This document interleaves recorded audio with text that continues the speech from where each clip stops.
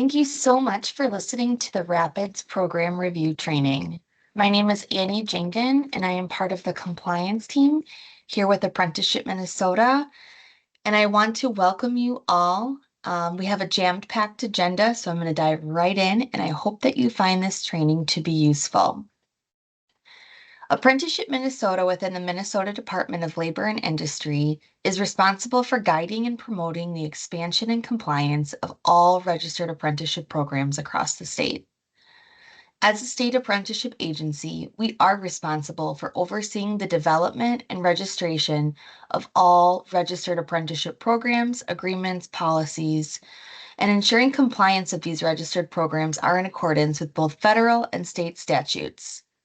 Here's our remarkable team that we have here within the apprenticeship division, and they are genuinely here to assist and support employers, sponsors, and apprentices however that is needed.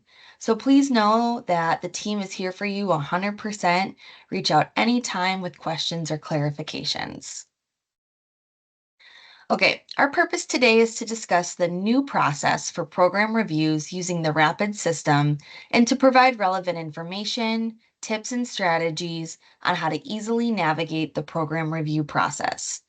So at the end of this training, I'm hoping everyone understands the different types of program reviews for registered apprenticeship programs here in Minnesota, the RAPID system and screens for updating program information, the required documents needed for the program reviews, and record-keeping requirements and best practices. Now, you may be newer to apprenticeship like me and are asking yourself, okay, what's RAPIDS again? Great question. RAPID stands for the Registered Apprenticeship Partners Information Database System, which serves as the primary platform for managing apprentices and all program information. Learning a new system can be challenging, so I want to reiterate that senior field reps are available to provide technical assistance whenever that is needed. And I also want to message that senior field reps are referred to as ATRs, or Apprenticeship Training Representatives in RAPIDS. The roles and responsibilities are the same. However, the RAPID system uses a different name, and that name is ATR instead of senior field rep. We appreciate the role you play as the sponsor, that association, committee, or organization that operates the registered apprenticeship program and whose name is registered within RAPIDS and who assumes the full responsibility for administration and operation of the registered apprenticeship program. So let's learn about the different type of program reviews for registered apprenticeship. DLI conducts program reviews to assess the overall condition of a sponsor's program and compliance with their registered standards and the relevant regulations. 29 Code of Federal Regulation, or CFR Part 29, 29 CFR Part 30, Minnesota Statute 178, and Minnesota Rule 5200.32. The goal of program review meetings are to ensure that the sponsor is operating according to their standards and current regulations, and if necessary, to provide technical assistance to help the sponsor do so. There are situations or circumstances in which a program could be reviewed more frequently than the defined schedule. For example, if a complaint is filed. However, the annual review schedule is most typical for permanent registered apprenticeship program reviews, and the biannual review schedule is most typical for provisional programs. The Apprenticeship Division grants a provisional approval period of 1 year to a registered apprenticeship program. Programs must receive 2 consecutive deficiency-free reviews before the program's registration changes from provisional and is made permanent. And then formal communication is provided to the sponsor regarding their registration status. Provisional reviews are now done in the RAPID system at the 3rd and 7th month. The questions from the provisional reviews are the same questions that programs use when they're permanent, and those are known as the Apprenticeship Program Review, or APR. Provisional reviews and findings again determine if a registered apprenticeship program, or RAP, status will change from provisional to permanent. The APR, or the Apprenticeship Program Review, includes assessment questions that review all aspects of a RAP's performance. And we're going to go into greater detail in regard to the specific questions, later on in the training, but high level, the checklist for the APR review has 75 questions, the vast majority being yes or no questions that tie directly to the applicable state and federal regulations for that specific topic. The EAPR, or the Extended Apprenticeship Program Review, only applies to programs with 5 or more apprentices 2 years after the data program has been registered with DLI. If these reps meet this criteria, then their programs will complete both the APR and EAPR. Again, if they have 5 or more apprentices and have been registered for more than 2 years. The EAPR review checklist has an additional 48 questions, with the vast majority being yes or no, again, that tie directly to state and federal regulations. For programs that do have 5 or more apprentices, sponsors will need to create a written affirmative action plan, or AAP, conduct an initial and annual review of the personnel process related to the administration of their program to ensure that their program are free from discrimination and are inviting apprentices and applicants to self-identify whether they have a disability. All of this information is needed to conduct the EAPR. So again, DLA conducts these program reviews, both the APR and the EAPR, to assess the overall condition of the sponsor's program, making sure it's in compliance with those federal and state regulations and it aligns to their standards. So here are some pictures of the old supervisory and compliance reviews for all of our visual learners. And now here are the new RAPIDS program review checklists that are retained directly within the RAPIDS system. What's really fantastic is the RAPIDS system captures the majority of the information for this identifying information within this first checklist systematically. And so senior field reps will have to input certain details and responses based on documentation provided. There are lots of benefits to using the RAPID system for program reviews. And however, I'm just going to talk about the 3 main ones being we are ensuring alignment with state and federal laws and policies. And each question within that APR and that EAPR review cites the corresponding regulation that it's tied to. Program reviews are consistent across all programs, and then all program review documents are now housed in one place, and that is RAPIDS.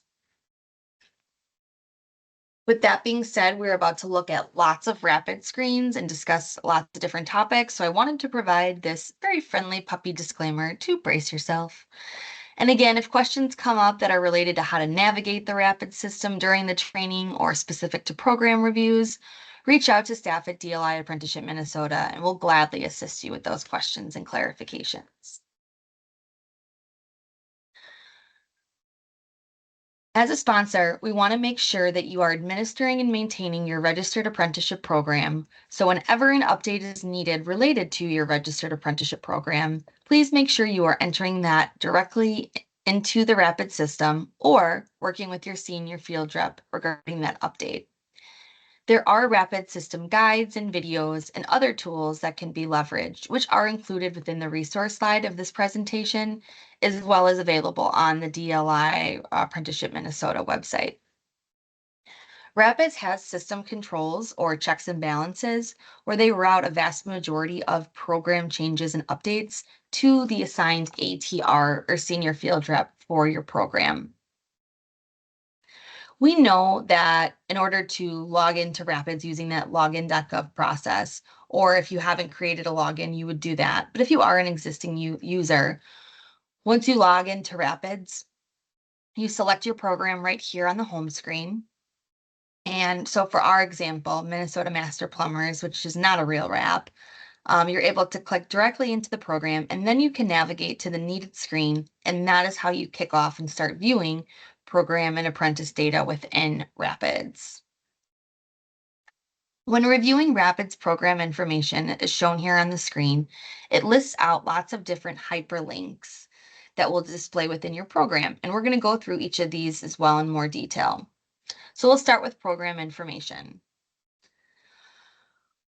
When reviewing program information, again, the critical fields would be that name, address, county, EIN, program employer type, whether it's single employer or multi-employer, status of your program, if your program has a collective bargaining agreement, the assigned ATR, registration date, size of the program, if your program has an inmate program, and if it requires specialized documentation to verify credit for previous experience. It also lists out the minimum qualifications, such as the minimum age eligible for the apprenticeship, if a driver's license is required or if it's preferred, if there are any educational or physical requirements related to the registered apprenticeship program. So this is where you as a sponsor will document all of this pertinent information regarding the minimum qualifications that are eligible for the apprenticeship. And we ask that you're as detailed and specific as possible to make sure that applicants interested in your apprenticeship opportunity know what is truly required for the program. So it is the role of the sponsor to confirm that their identifying information is complete and accurate, and then update as needed. We ask that you review your program selection procedures for completion and accuracy, and then update the date if any changes were made. The rapid system will reference the date that the selection procedures were established.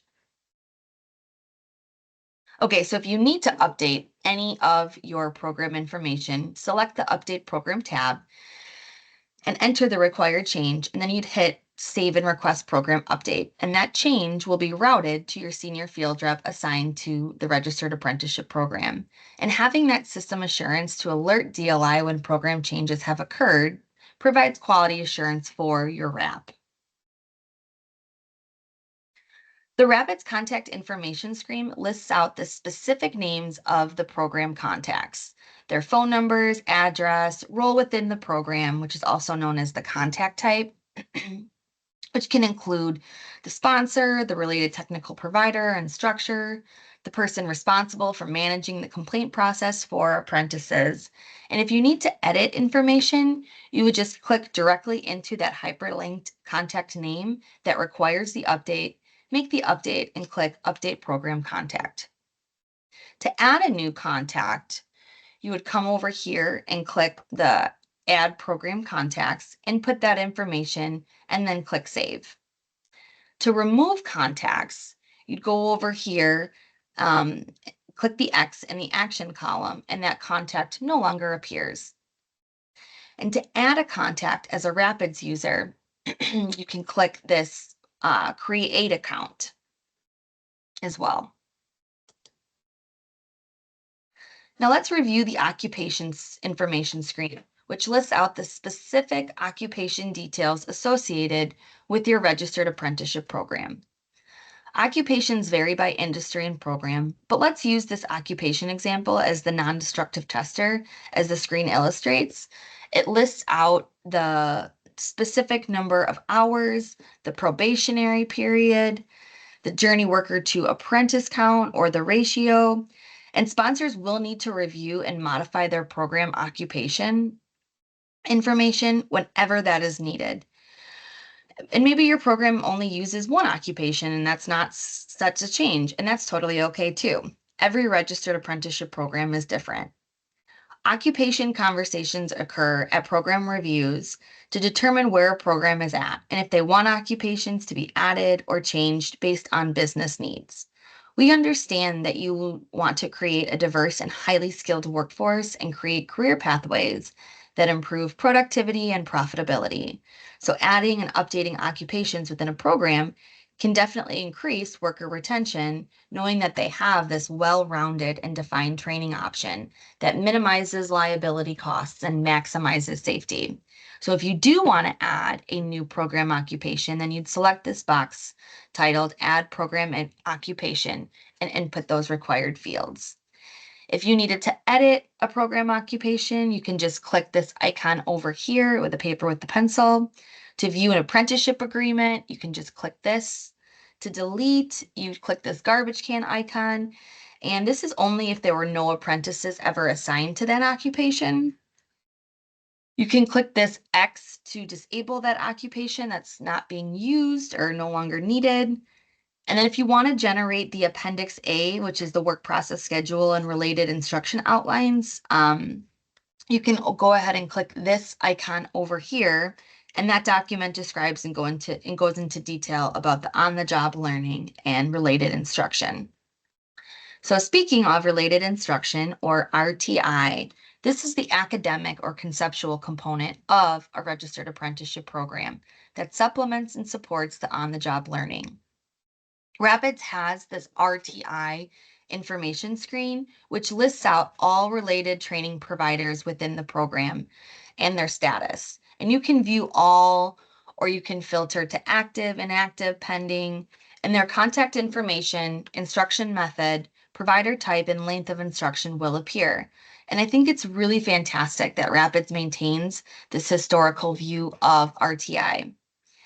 You can add a new RTI provider in the upper right-hand corner and input the required information, such as provider type, length of instruction, instruction method type, contact, and again, friendly reminder to make sure to hit complete and save down over here.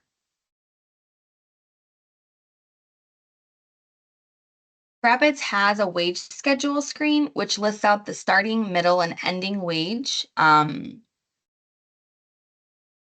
And again, just looking at that whole wage schedules are historical and you can view all of them, active or inactive. So to select if you need to add a new wage schedule, you could do that for a new occupation, or an existing occupation. If you need to review that occupation schedule, you can go ahead and just click right into it. And then it will list out the journey worker wages and the units down here. And then again, making sure if you're doing any changes, you go ahead and just click the save button.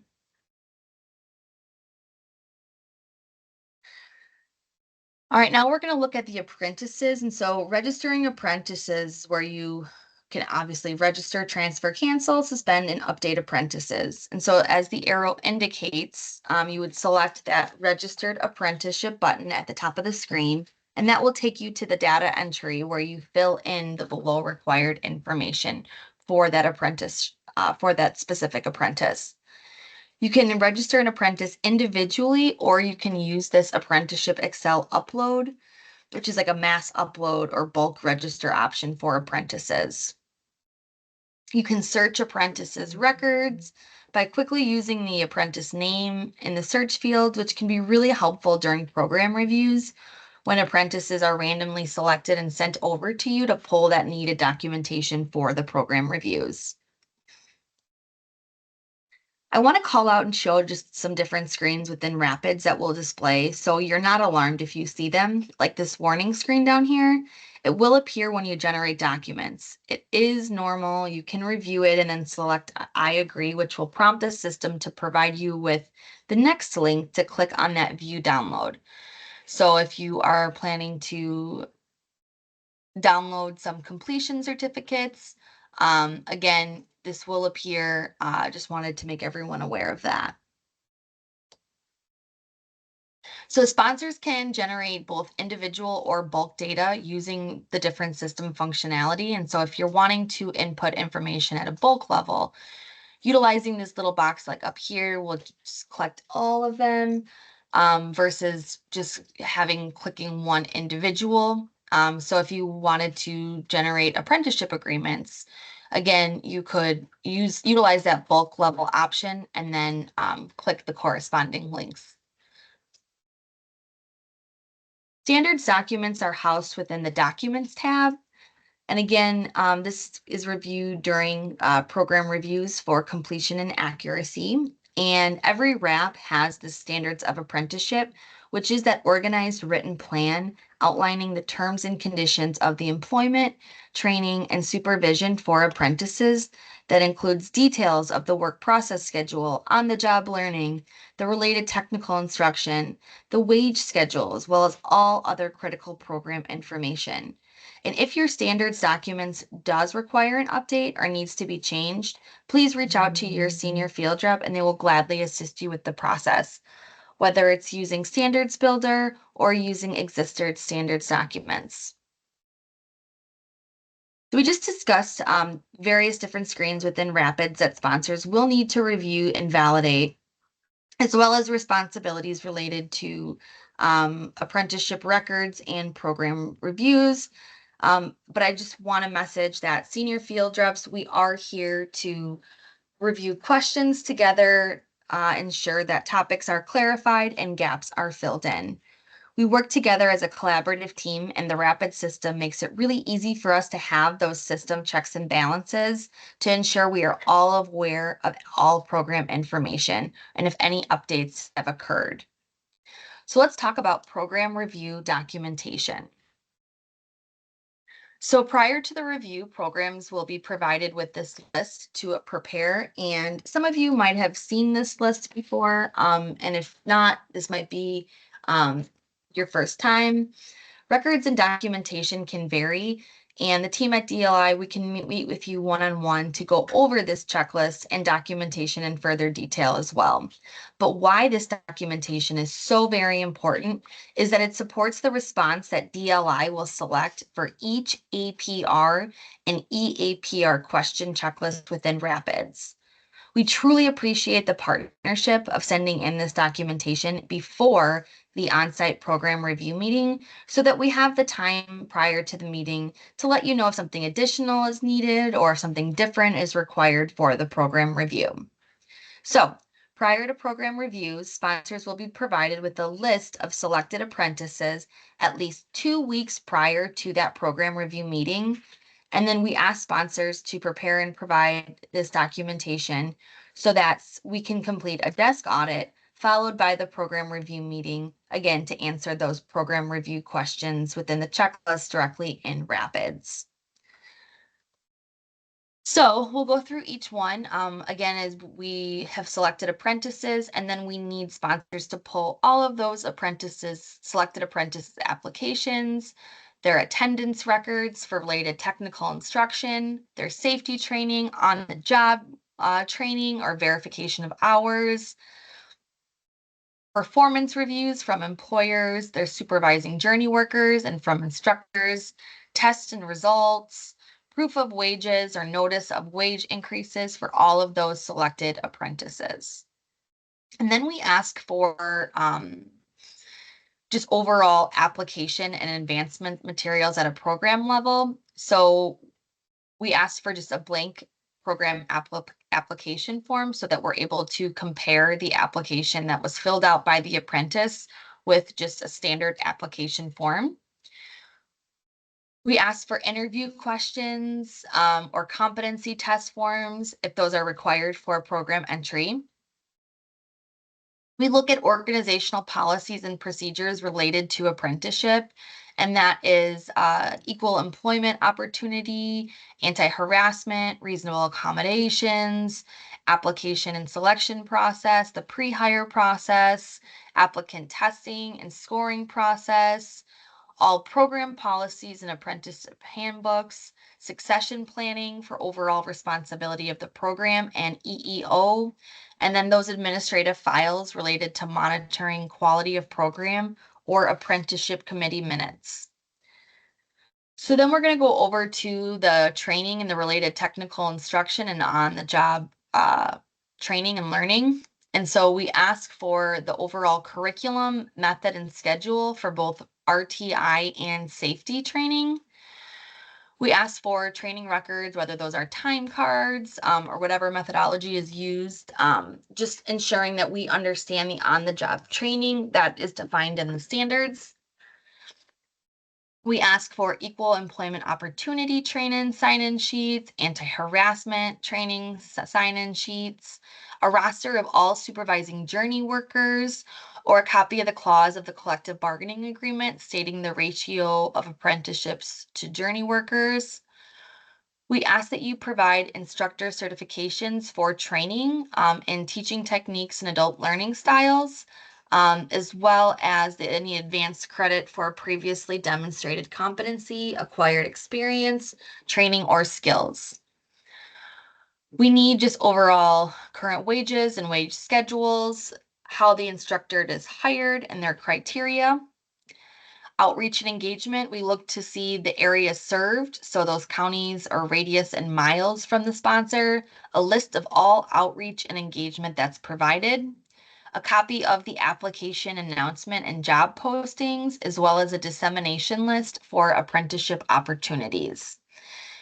And then again, if you are a program that has 5 or more apprentices and has been registered for 2 years, we do ask that you provide your affirmative action plan and voluntary disability disclosure form. Now, the vast majority of our program reviews are on site. However, if we are doing a remote program review meeting, we would ask for the facility photos to ensure that you are displaying the EEO pledge and EEO complaints information notice.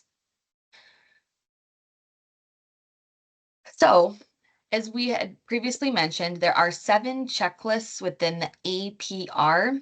And again, that first one with the identifying information, a lot of that will just systematically generate into the program review. But there are additional things that the senior field rep will have to input. But within the identifying information, these are things like the region, the state, the program name, the program number, the sponsor contact name and address, the date the program is registered, and the date of the program review. If the review is occurring remote or on-site, the type and size of the program, if they're a single employer with a CBA, multi-employer, or a multi-employer with a CBA. And if there's any corrective letters or follow-ups or correction needed, we would input those dates as well within the identifying information checklist. Next, the prior deficiencies and corrections. This is where the senior field reps review if there were any areas of growth or deficiencies from a prior review, and we talk about it at the program review meetings. So we look back and we just include the date of those findings, the details of that deficiency, the category of the deficiency, what the corrective action steps were planned, the status of those corrective action plans. And so just kind of understanding where the sponsor is at with that area of opportunity. So on the job learning checklist, there are 11 questions related to the apprenticeship on the job learning experience. And we are reviewing these records to really learn how the apprentice is progressing within their program. If there's been any disciplinary action needed, if they've received credit for prior knowledge or experience. Hopefully there's been no layoffs, but we need to know that as well. And so we're just seeking to understand really how that on the job learning is going for the apprentice. So we look up here at the substance of the on-the-job learning, and again, it ties to the corresponding federal and state regulation. And so we make sure that that on-the-job learning coordinates with the related instruction provided, that the sponsor has included safety training, again, 50 hours of the safety training as part of their on-the-job learning. We make sure that the apprentice has received supervised work experience and training on the job, and that the allocation of that amount of time is defined and it matches what that work process schedule is. We look at the ratio of apprenticeship to make sure that there's proper supervision, and then we go ahead and just kind of document that down here as well for each occupation, what the apprentice to journey worker ratio is. We look to see how the program sponsors has reviewed and evaluated the apprentice performance and their on-the-job and related instruction and we look at the apprentice's wage scheduled increase. Again, making sure that wage increases are awarded to the apprentice and they're consistent with the competency or skill acquired. We want to make sure that scheduled wage increases are made consistently and in accordance with their registered apprenticeship standards. We make sure that the probationary period does not exceed 25% of the length of the program or 1 year, whichever is shorter. And then the sponsor has uniformly given full credit for the probationary period towards the completion of that apprenticeship. And then if there is any credit for previous experience, that the program sponsor grants that advanced credit for that previously demonstrated competency, acquired experience, training, or skills to all applicants equally for any wage progression steps that are granted. All right, so now we're going to look at the related instruction checklist, and these are 10 checklist questions associated with ensuring that the instruction follows the curriculum that is defined within the program and within the standards. Again, we talked about that 50 hours of safety training as part of the on-the-job learning. We really seek to understand the method of the related instruction. So understanding the delivery system, if it's virtual, classroom, hybrid, which would be both, the source of the related instruction, if it's program sponsored, if it's at a community college. Um, we want to make sure that the related instruction that is provided via the method that is defined matches, again, that documentation that's provided. So here's where we look to see the hours of the related instruction that have been provided match the standards, and that apprentices have been attending regularly and as prescribed. The program sponsor will periodically review and evaluate the apprentice's performance on the job in the related instruction. So we look to see what the progress evaluations are for all of the apprentices. And so we discuss if an apprentice is struggling and the support that they are receiving to help guide them with that instruction. We validate the requirements for instructors that they've been trained in adult learning styles and teaching techniques, or that every apprenticeship instructor meets that State Department of Education's requirements for a vocational instructor in the state of Minnesota. But if your instructor is a subject matter expert or a journey worker who is recognized within the industry as having that experience, then we will again validate that that apprenticeship instructor is receiving training in teaching techniques and adult learning styles per this federal regulation. So I want to highlight and mention that the Department of Labor has an apprenticeship academy with a course that can be leveraged to ensure adherence to that 29 CFR 29.5B4 II and is meeting that requirement. This course does a great job of defining adult learning, describing the VARC learning styles, which are visual, auditory, kinesthetic, and reading and writing learners. And this course has a flexible online format with a focus on practical application. And at the end, you receive a certificate of completion for that training module. Also, it's outlined in the resource slide, but Minnesota has a resource that apprentice instructors can also utilize within Atlas, which is the Adult Basic Education Teaching and Learning Advancement System, and that's housed in Hamline University School of Education and Leadership, which provides high quality, accessible professional development and resources to advance education for adult learners. They also have free online courses through the Canvas platform that provide thorough instruction on how to integrate academic, career, and employability skills into instructional context. Their ACES initiative began with the goal to ensure that adult basic education programs are able to provide effective contextualized instruction, integrating that post-secondary education and training resource and readiness. They're at all levels. So the Atlas ACES TIF Foundation course, this is also a free and fantastic resource that instructors can leverage to understand multiple adult learning styles. They developed this TIF, which stands for the Transition Integrations Framework, as an overlay to instruction. And ACES actually stands for Academic, Career, and Employability Skills. So that's the name of their initiative, and the TIF is the document that was developed.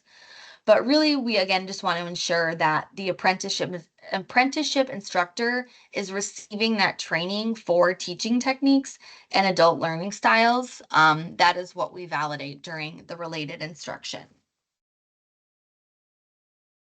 All right, so we can on and talk about program operation. And so really we're looking at record keeping requirements, that active apprenticeship lists, if there's any discrepancies as far as where the apprentice is at between the rapid system and the sponsor's data. And then we just kind of document if there are any disparities with that information. We make sure that the program sponsor is maintaining all records, and that the standards are the same that we have. Sorry. We look to understand who that individual with the authority to receive and process complaints is, and then we document that information, and that the sponsor has procedures in place to ensure that there is a designated responsible individual who can take over as soon as possible when a vacancy occurs. So I just want to call out that these 8 or 9 questions are dependent and on how program operation is. And so again, we talk through and just really understand how the program sponsor maintains their records. And again, looking at succession planning down here, we want to know what that process looks like, who the current responsible staff is, and what the plan is if they were to leave. They could win the lottery. And again, we just want to make sure that your registered apprenticeship program is covered and that contingency planning has been done. We look at the sponsor's completion, cancellation, and retention rates. And if a sponsor's rates are less than the national average, we talk about that, and we record what the sponsor is doing to address that situation. Again, through that technical assistance to raise its overall completion rates if needed. All right, moving on to program operation B, which is related to equal employment opportunity, or EEO. And these are 20 to 22 questions that tie directly to Federal Statute 29 CFR 30, all about equal employment opportunity sessions, notices, orientations, reasonable accommodations, the complaint process, and the training that the employer does to make sure that apprentices are provided and understand this EEO information, whether it's in a handbook, during orientation. It's publicly displayed with the sole purpose that if an apprentice wanted to file a complaint, they clearly understand and know how to do that. So we'll go through each of these questions. And again, we make sure that there has been an individual that is designated for this EEO responsibility. Procedures are in place. And if there's been any complaints about harassment, and what that process looks like for the sponsor for handling complaints about harassment, intimidation, and retaliation. We make sure that anti-harassment training is occurring, and it's provided to all apprentices and all individuals connected with the administration or operation of the apprenticeship program. That means supervisors or journey workers and individuals who work with apprentices. We seek to understand the format of that training, and what the participation looks like and who attended. We make sure that the provided training has been communicated, that harassing conduct will not be tolerated, and that the definition and examples of harassment are very clear, and that the individual has the right to file a complaint with the Minnesota Department of Labor if harassment is occurring. And we kind of talked about making sure that the sponsor displays its EEO pledge and complaints information, that it's in their handbooks, policies, manuals, all other documentation, and that the sponsor includes this EEO pledge in all apprenticeship opportunity announcements that have been distributed, published, or posted.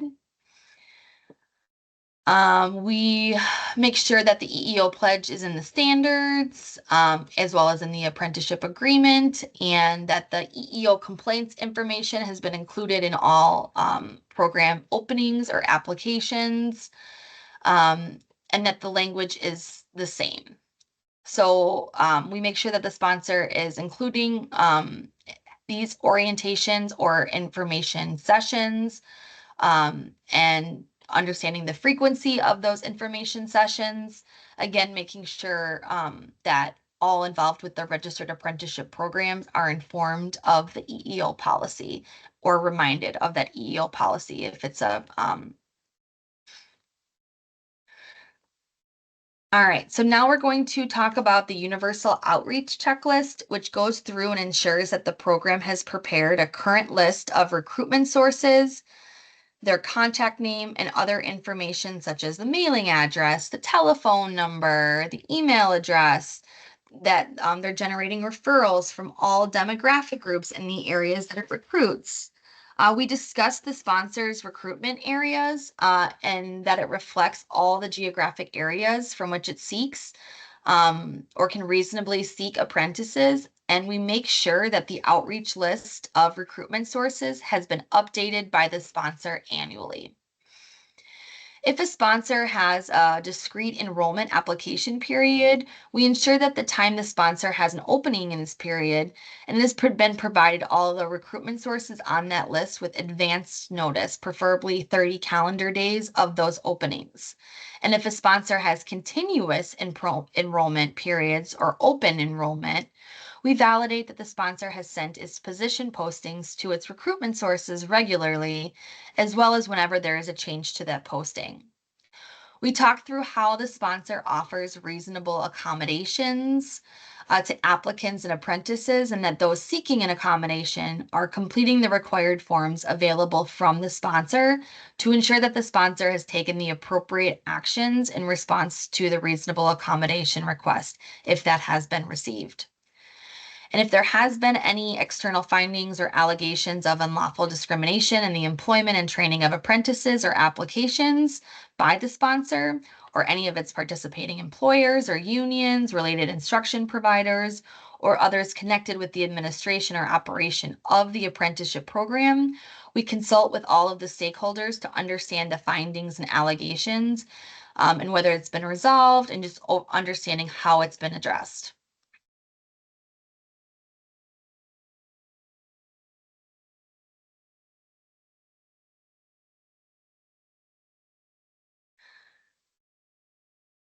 All right, so now we're going to talk about the last checklist within the APR, which is that selection procedure. Um, and this um, really is where we make sure that the procedures that the sponsors uses for admission to its program, progression through and completion of its program, including the award of interim credentials, is in alignment with the standards. Sponsors are allowed to select apprentices through any selection method as long as it does not discriminate. And selection methods must be uniformly and consistently applied to all applicants to avoid a disparate impact on apprenticeship. And they also must be facially neutral with respect to race and color, national origin, religion, sex, sexual orientation, age, disability, and genetic information. Again, we want to make sure that they're uniform and consistent. Um, the initial selection method and procedures, and that application forms have been consistently used for all applicants. So a program,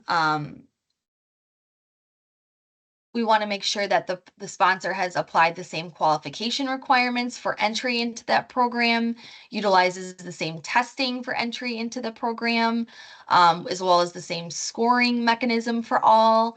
It has the same utilized scoring sheets to assess the interview performance for the apprentice.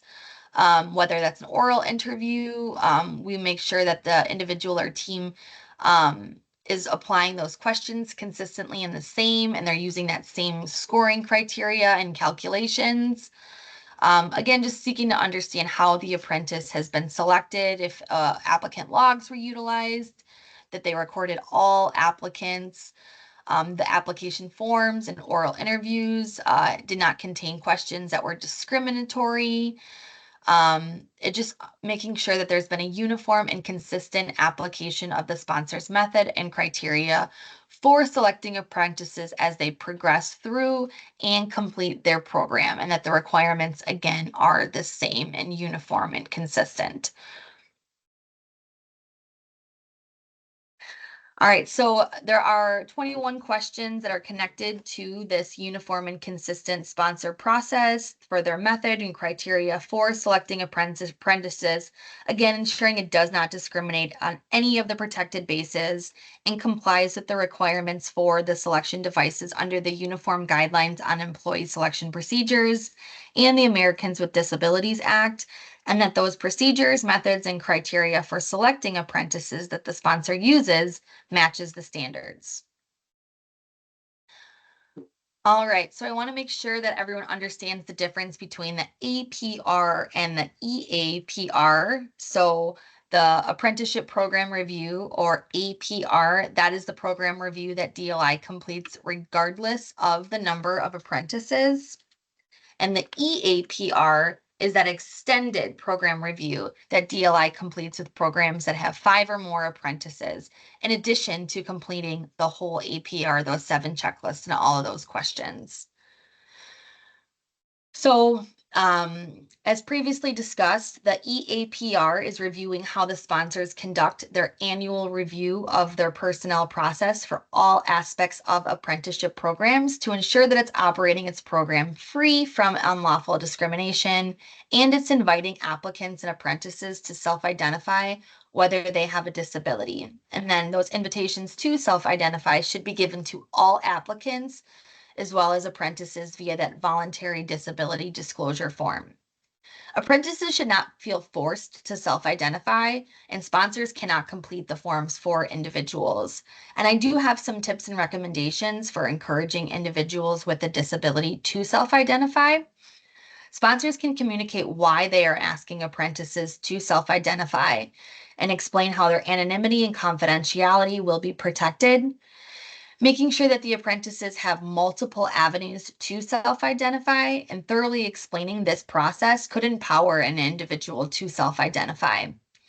When asking apprentices with a disability to self identify, we want to make sure that we communicate how this can benefit them and the employers. And sponsors and employers should be able to explain those benefits, including access to resources, accommodations, and communities of other employees with disabilities, whether that's a business resource network or another avenue.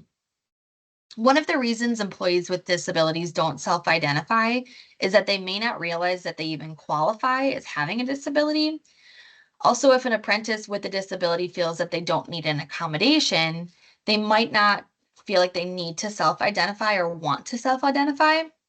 So sponsors can share the ways that identification benefits everyone as a whole, and it invites employees to be part of the company's journey towards greater inclusiveness. And it helps promote acceptance and understanding of the disability and to develop a disability confident workplace.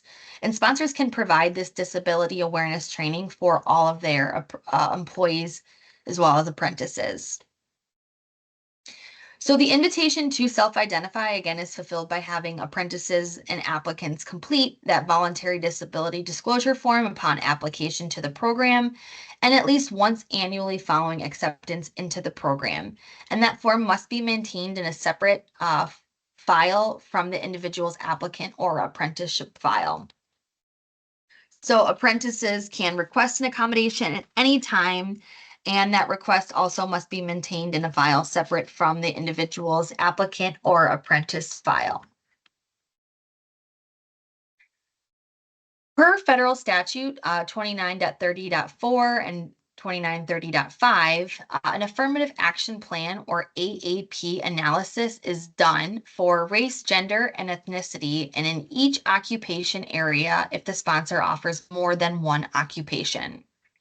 A separate disability analysis is also completed to evaluate the representation of individuals with disabilities in the apprenticeship workforce, as defined in 29.30.7.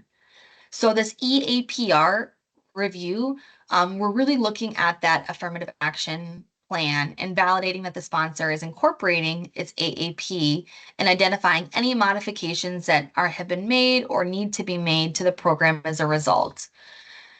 And the standards most typically contain that AAP, which is referred to as the Appendix 6. And we'll have training for sponsors all about the affirmative action plan.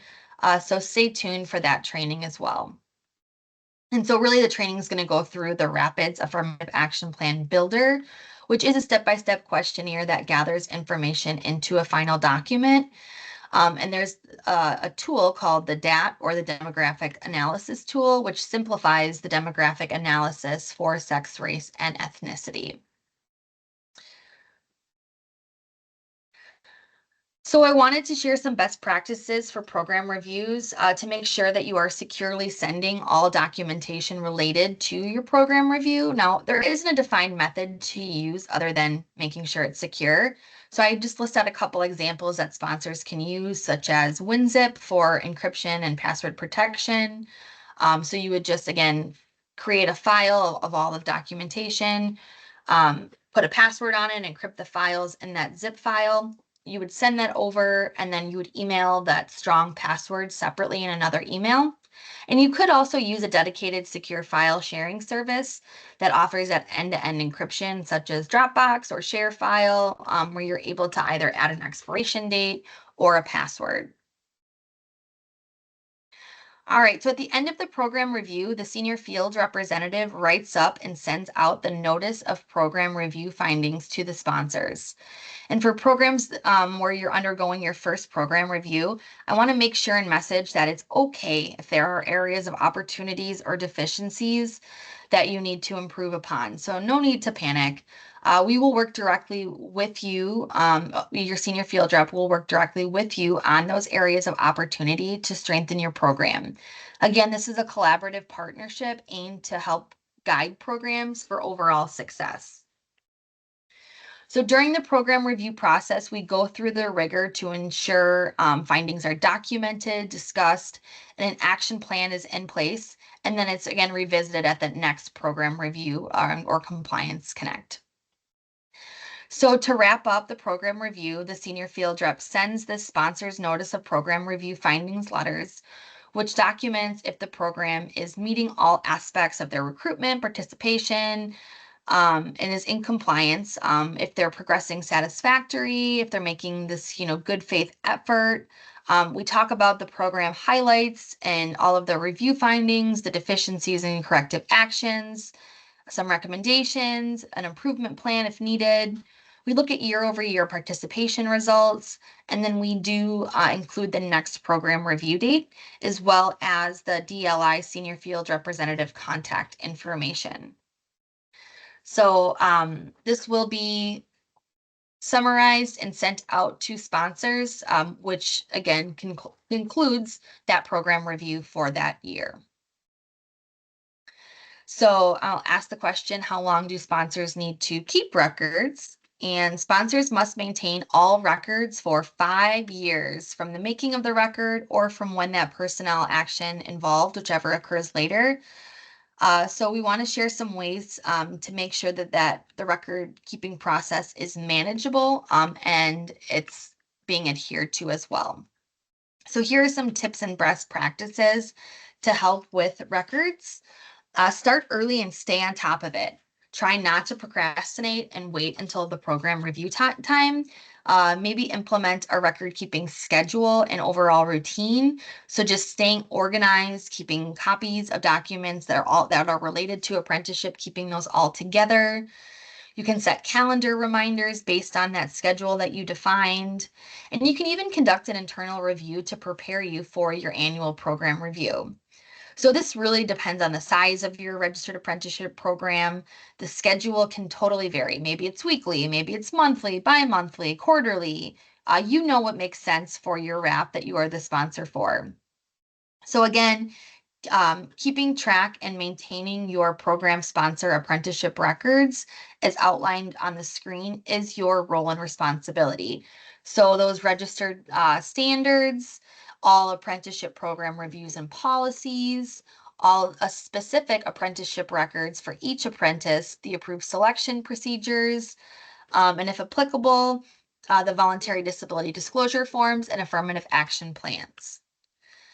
So where we work together as sponsors, we make sure that you and your team are reviewing program and apprenticeship data in Rapids during the program compliance review or whenever an update is needed. Because as discussed, the senior field reps, we use this Rapids data in addition to the documentation that is provided by you, the sponsor, to conduct these program compliance reviews. And then sponsors, we do inform you of your program review results through that program review highlights and findings letter. All right. So again, questions, clarifications, reach out to either myself or the DLI Apprenticeship Minnesota team. As discussed, we have lots of really helpful resources. And we are committed to providing ongoing technical support. And we are doing more rapid support webinar trainings as well. I just want to thank you all for your time and keep in touch.